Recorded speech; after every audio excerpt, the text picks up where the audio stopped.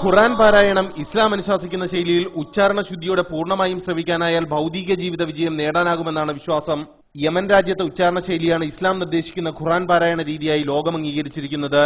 ഇക്കാരണത്താലാണ് മലപ്പുറത്തെ മഹദിൻ ഗ്രാൻഡ് ജുമാ മസ്ജിദിൽ യമൻ സ്വദേശിയായ മതപണ്ഡിതനെ റമദാൻ നോമ്പ് നാളിൽ ഇമാമാക്കാൻ വിശ്വാസികൾ നിയോഗിച്ചത്.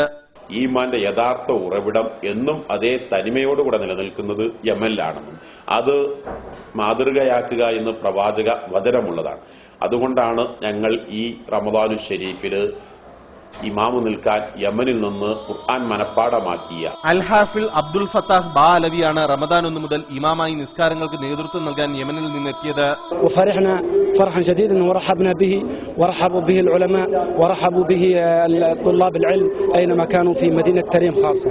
റമദാൻ നോമ്പ് അവസാനിച്ച് പെരുന്നാൾ ദിനം തക്ബീർ മുഴങ്ങുന്നതുവരെയാണ് ഇദ്ദേഹം നമസ്കാരങ്ങൾക്ക് ഇമാമാകുക. ആർ രാധാകൃഷ്ണൻ, ജയ് ഹിന്ദ് ന്യൂസ്, മലപ്പുറം.